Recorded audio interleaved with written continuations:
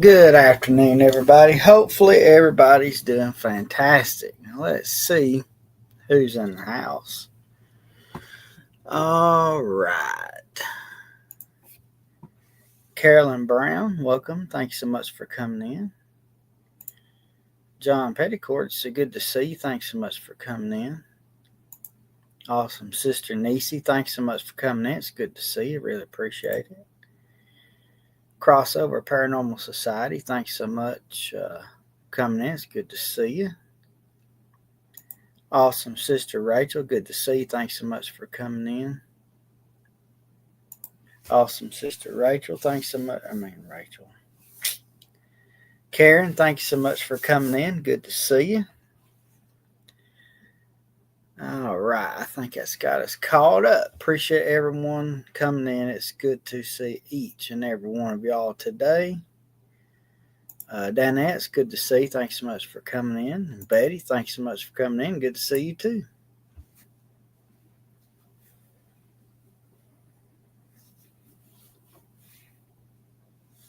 And I had a rather neat day today. You know how recently we discovered the family cemetery, and I found a lot of my family. I found three generations, I think. My great grandmother, her mother, and her grandmother. That's three. And recently, a magazine came out. We get a magazine. Everybody in the state gets it. It's called the Alabama Living, and they run little advertisements in it. And they usually do some sort of history. And to this month's history, it was on Reuben Burrow, which I did his story on this channel a couple years ago. And the last name Burrow, it kind of stuck because my third great grandmother is a Burrow. And I was like, maybe he's kin to me. So I went, I can't afford Ancestry. I don't see how anybody could pay $50, $60 a month for Ancestry. So I went for the next best thing, and I found a website called Family Search, and it's 100% free. And I punched in her name and had to do a little of this and a little of that, and ended up, not only did I find her, guys, I was able to trace my lineage back to 1405. Like my 10th, 11th, 12th great grandparents, all the way back to England. And it just blew my mind. I could not believe it. And I found photographs, and there's a cemetery that not far. It's called Cedar Hill, and it's a massive, massive, massive, massive cemetery. And I found out through looking, you could click on each person, and it gave what they knew. And a lot of two or three more generations are there, and I can go visit them. So maybe tomorrow or something pretty quick, I'm going to go see if we can't find them, just visit their grave. But I was able to trace back family that was part of the House of Burgesses in Virginia, which was like the very first type of government the United States had. I got family from Kentucky, Georgia. I was able to find, I don't know, 6th, 7th, 8th, 9th great grandfather was born in Dublin, Ireland, and March the 4th, 1702, he boarded a ship for America at the age of 22 years old. I couldn't believe it. All the different things that it had on there, and there was photographs and all sorts of things. And I want to read something that I found today. It actually involves that cemetery that I took you guys to. It's mentioned in here, and we now have a name for that cemetery. This is a newspaper clipping from the local newspaper dated Sunday, May the 9th, 1971. And I wanted to read this to you guys as I read it. It said, "They passed this way, a column of history and genealogy." And it goes back to the year 1850. Maybe even further back than that. But I wanted to read this little newspaper article and let y'all listen. It mentions the cemetery, some of the people there. So it's really cool. And it goes, William C. Davidson and Mary L. Woosley were married on March the 30th, 1853 in Jackson County.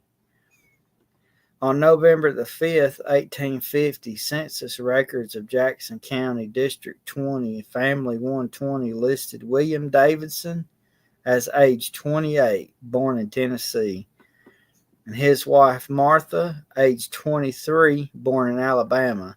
His land valued at a total of $11.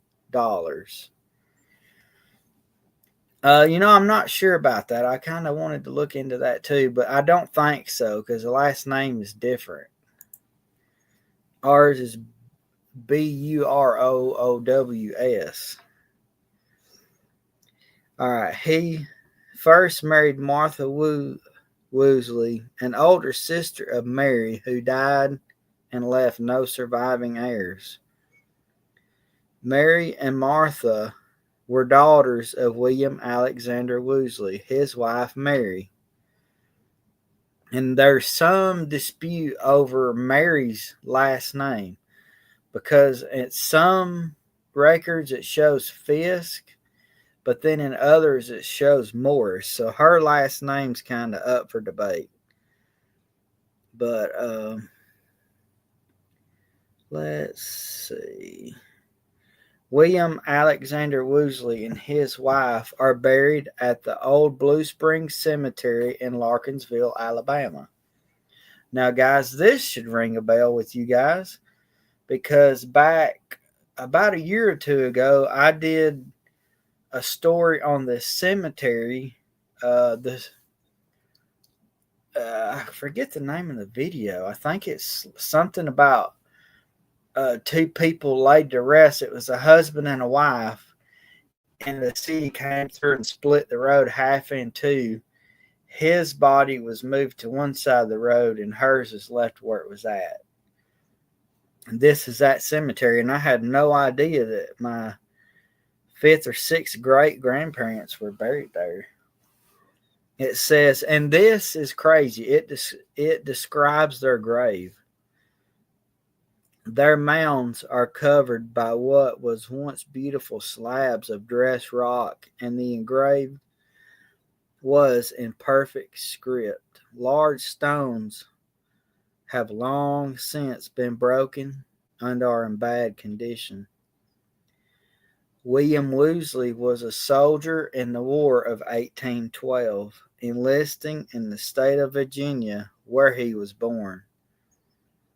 Mary, the wife of William, was born in South Carolina, October 26th, the year 1800. She died in Jackson County, March the 31st, 1860. The children of William and Mary L., the second wife, would be Sam Davidson, who married first to Eliza Campbell. All their children are said to have died young. They adopted one daughter named Eliza, died in Jackson County, and who is buried by Sam. Buried here, but Sam went to Texas with the adopted daughter. Then married a lady in Texas and had one son. Eliza is buried in the old Staples Cemetery off of Old Larkinsville Road with no tombstone. Walker Davidson married Camellia Lindsay Ginn. Her parents were William Ransom and Lindsay, and his wife Elizabeth Ann Woosley, daughter of William Alexander and Mary Woosley. Cornelia's parents were Martha, Sarah, and William R. Ginn. Martha Lindsay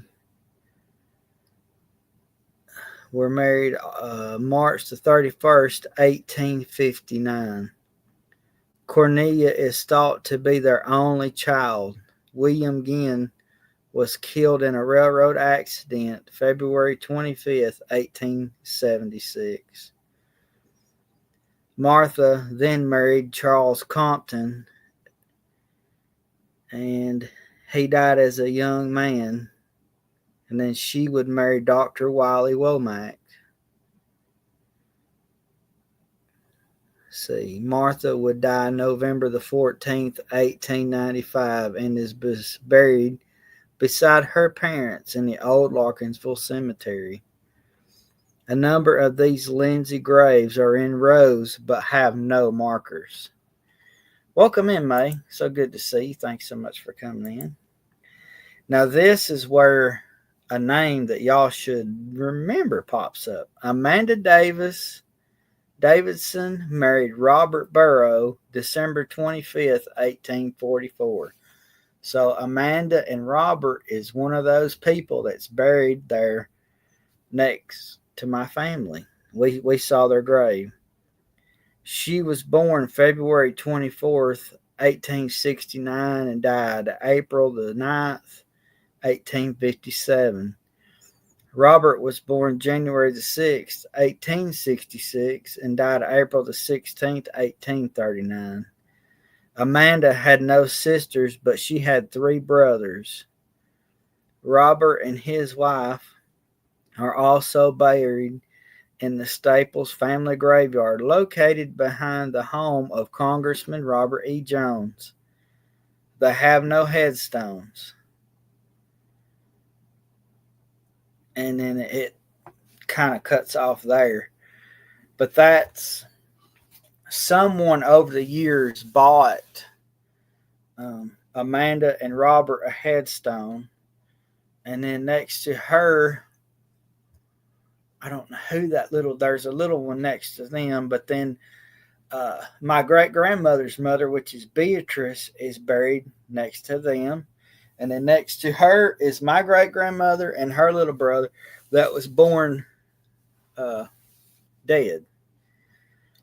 Now, Amanda's father and mother was George and Nancy. No, not Amanda. Thomas's mother. Or is it Robert? Let me see. I'm trying to get these names right. Robert. Robert's father was George and his mother was Nancy. And they are there buried just past them in the corner. And I had no idea who they were.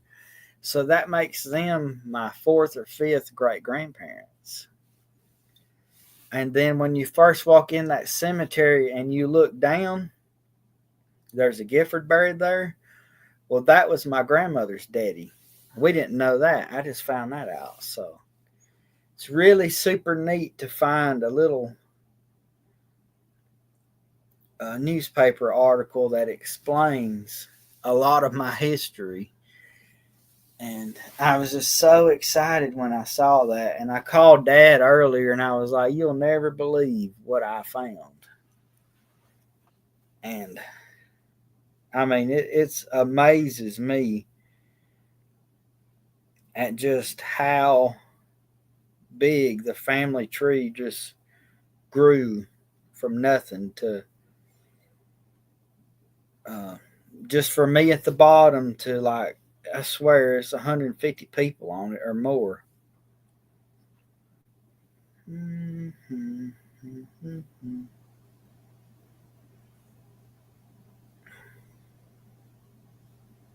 I was going to show it to y'all, but I can't hardly pull it up. Welcome in. That's my brother. I was just talking about some of our family history that I dug up. It's crazy. We even have. I found a coat of arms that goes with us, and uh, so neat. Welcome in, slow boy. It's so good to see you. Thank you for coming in. But if he ever gets to come down here, I'll have to show him what I found. It dumbfounds me that I ever found something like this. Our family dated back to 1400s.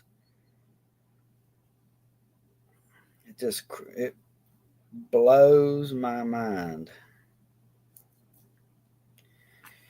But no, one thing, I'm tired. All that research just, man, it made my brain tired. Oh me.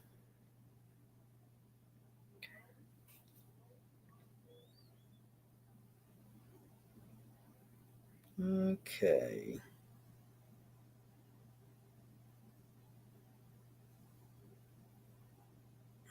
Let's see. I was going to show y'all. I don't even know if you can see it or not because it's so bright. Uh, this one right here, this one right here, her daughter and her daughter, they're all buried at that cemetery. And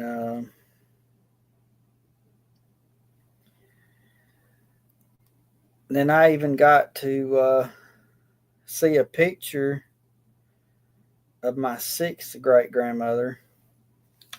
If y'all can see that.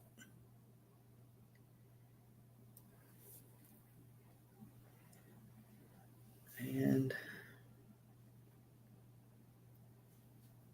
there's even a little newspaper article about it.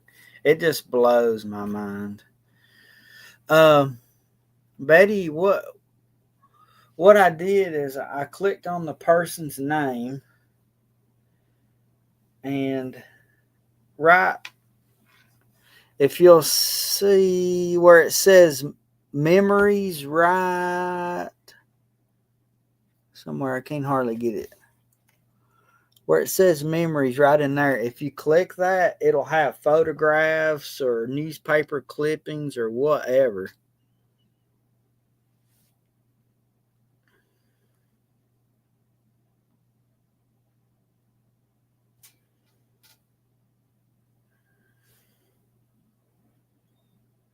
Let's see.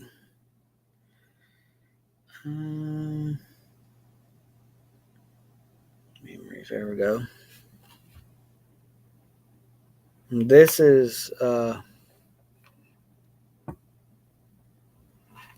some more of my family that's buried down there. That was the one I showed you. That was her parents and her husband, I think.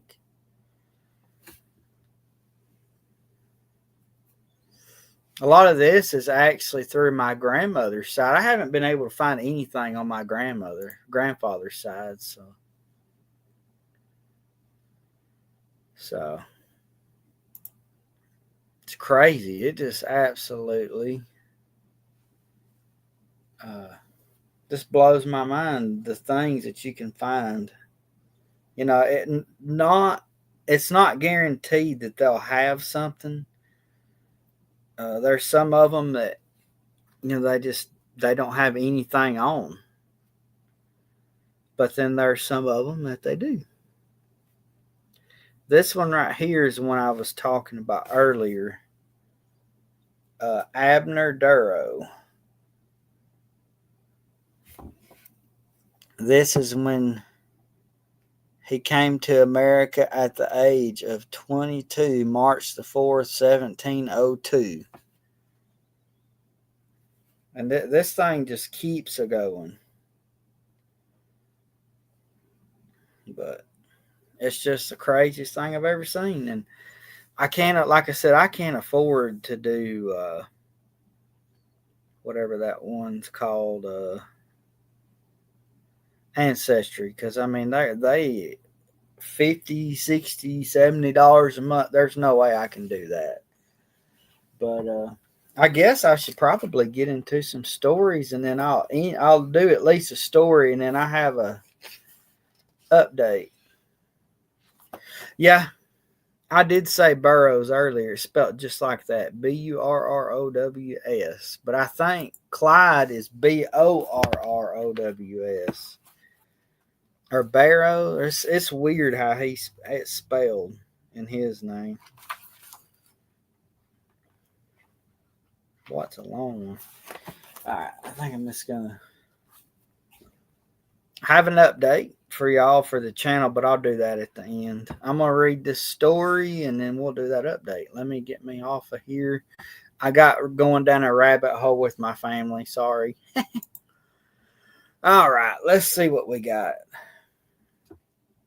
Today's story is called She Took My Breath Away. It was an experience that someone had. And it goes like this. My grandparents owned an older home. It was approximately 200 years old. This home had a small apartment with it. My parents had lived in the apartment when they were first married. At 16 years old, my grandparents allowed me to live there too. There was always an uncomfortable feeling about the little apartment, like someone was watching you.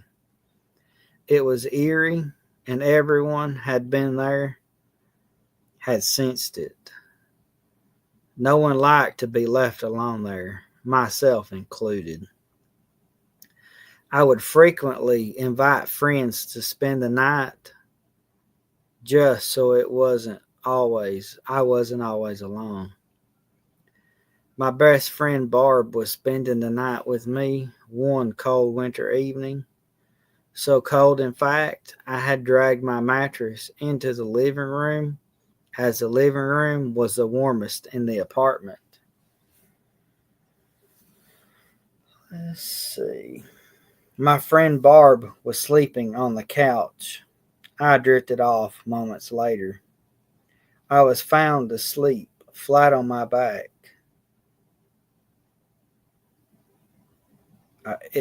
I felt it before I saw it. Before opening my eyes, I was aware there was something laying on top of me, quiet and heavy. For a split second, the moment before opening my eyes, I thought, has Barb lost her marbles or something? Then after a few blinks, I saw it. A woman, completely white from head to toe. I could see her white hair flowing about her. She was somehow ghastly. I can't explain it. She just was. I was overwhelmed with fear. I needed to, I wanted to scream. I opened my mouth to draw a breath. I felt my lungs empty, like I had fallen on my back and the wind was forced out. I could not scream because she had sucked the life right out of me. Then the weight began to lift, first from my chest, then my midsection. I began to gasp for air, staring wide open at her face. Finally, she completely had gotten off of me and then smiled. I will never get that picture out of my mind. It was a horrid smile, a look of satisfaction. Then she was gone. As soon as fear had subsided enough for my breath and my speech to return, I screamed as loud as I could. Barb woke from her place on the sofa and screamed, "What's wrong?" I told her my story, crying as I spoke. Barbara told me it was a dream and forget about it.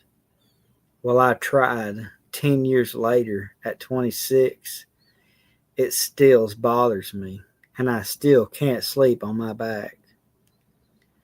One night, a few months back, I was visiting my mother. After a few glasses of wine, I began my story. The story of how I once thought I saw a ghost.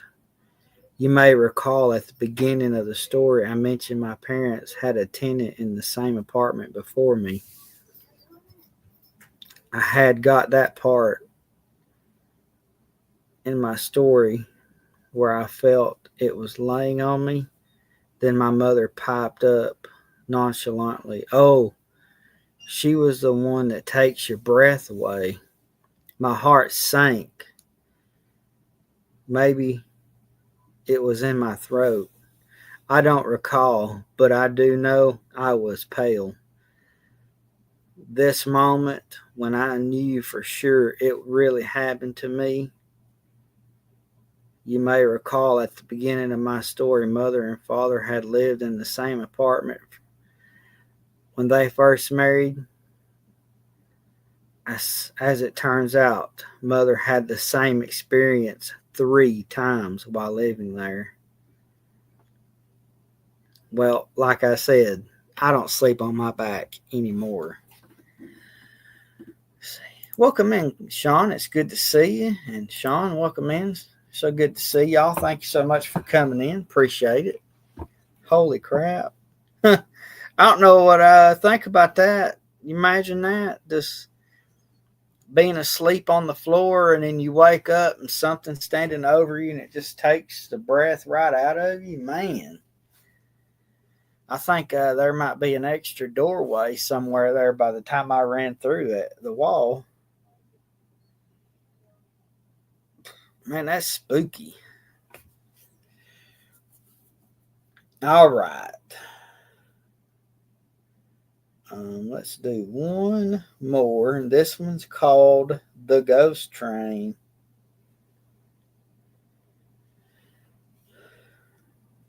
This story happened to Nancy, a coworker of mine.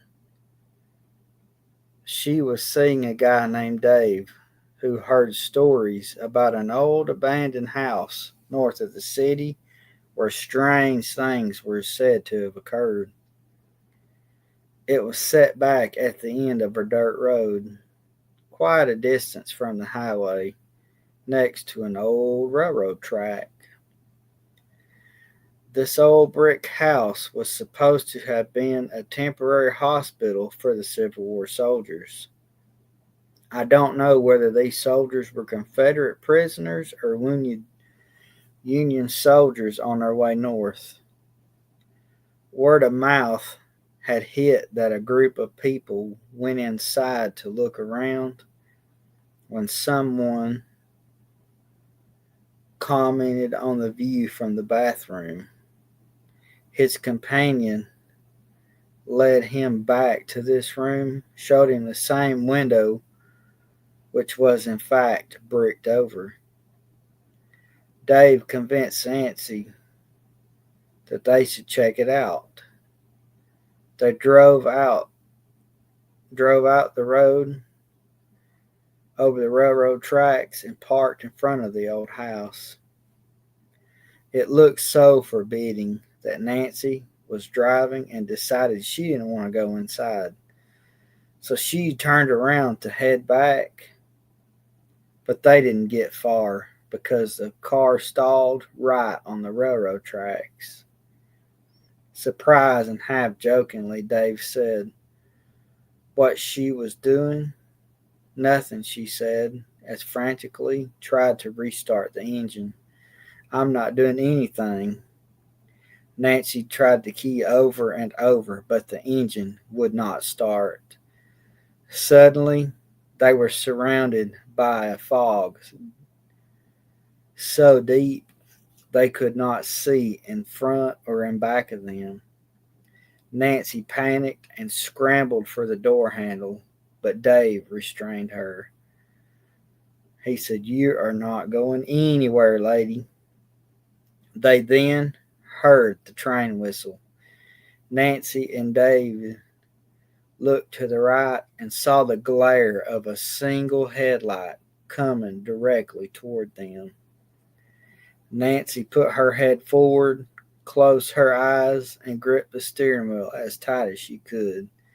She screamed and braced herself for the collision, but all she felt was a quick whoosh of wind, like something was going right through her. She described it as an energy force passing throughout her body. Immediately after, the fog blew away. Nancy grabbed the key, put it in the ignition, turned it on, and the engine started with no problem. She jammed her foot on the accelerator and screeched tires all the way down the end of that road. Wow, my goodness, what a tale. Welcome in, Natalie. So good to see you. Thank you so much for coming in. My goodness, could you imagine that? Going to see this old house that used to be a old Civil War hospital, just to decide that you don't want to go inside anymore and that you would rather go home, and then something happened to the car and you get stuck on the tracks. Man, that would absolutely scare me to death. So, all right. All right, guys. I guess it's time for the update. I know some Karen, which I have highlighted there, asked us about a P.O. box and said that she'd like us to get one, that she would like to donate it. And we looked into it, and as of today, we have a P.O. box that you guys can send your, if you want to write a story, send that in, or a Christmas card, or what, just whatever. If you feel ever so led and want to send a donation, which we do not ask that is not required. That's not even what this is for. It is for stories, prayer requests, whatever. If you guys have something that you would like to send, that is the best way to do it.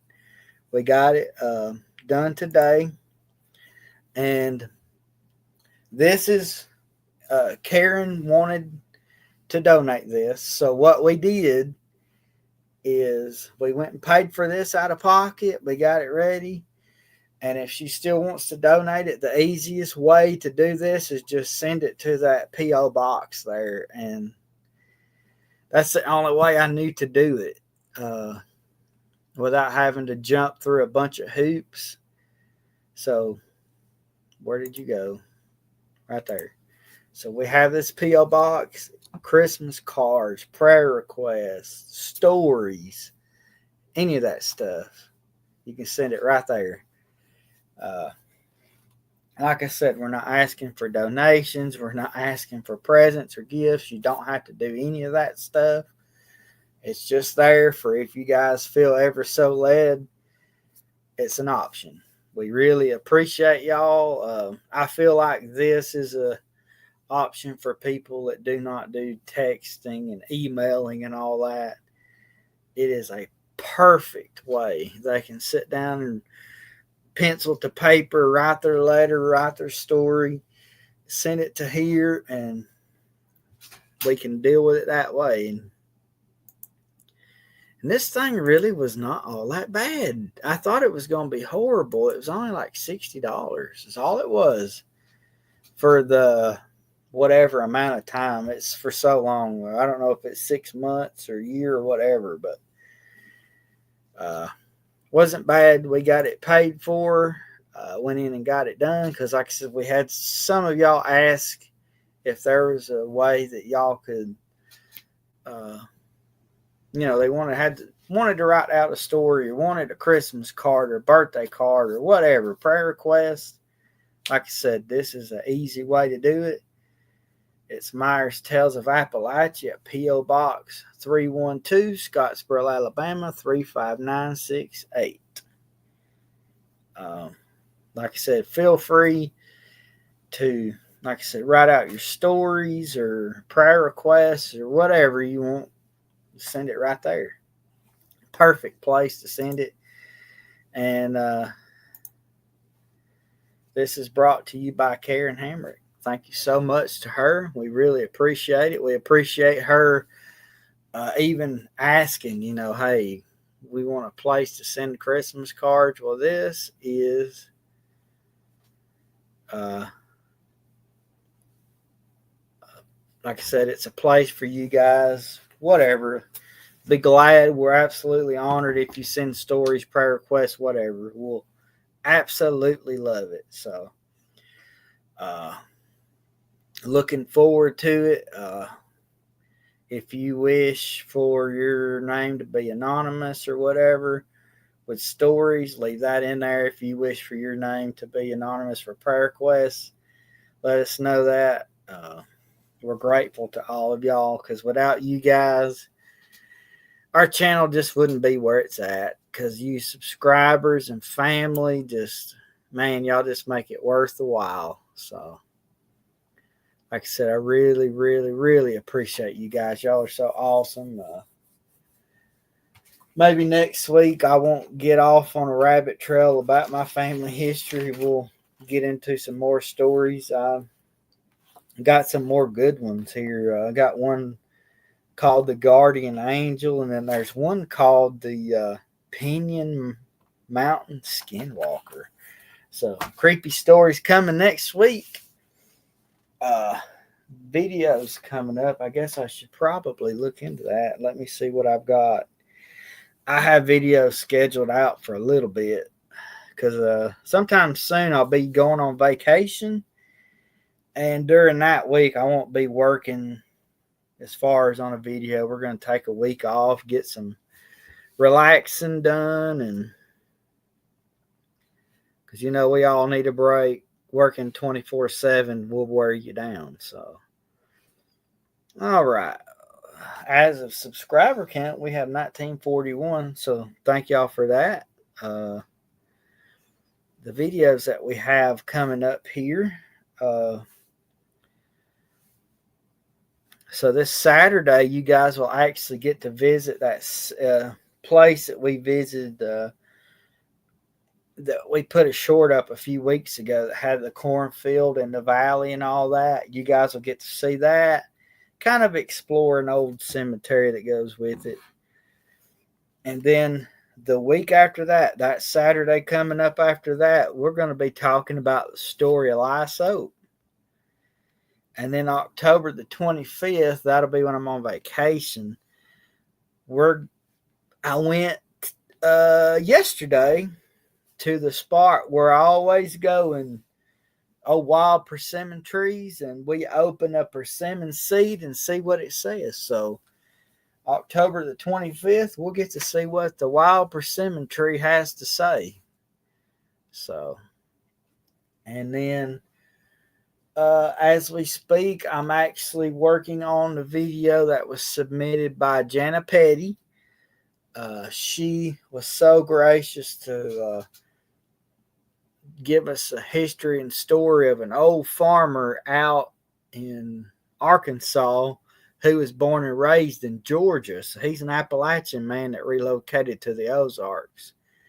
So she gave us some of his family history, and I'm working on getting that video up, and that'll be the one after the persimmon seeds. So got plenty of stuff coming up. I'm always throwing shorts out there here and there for everybody to check out.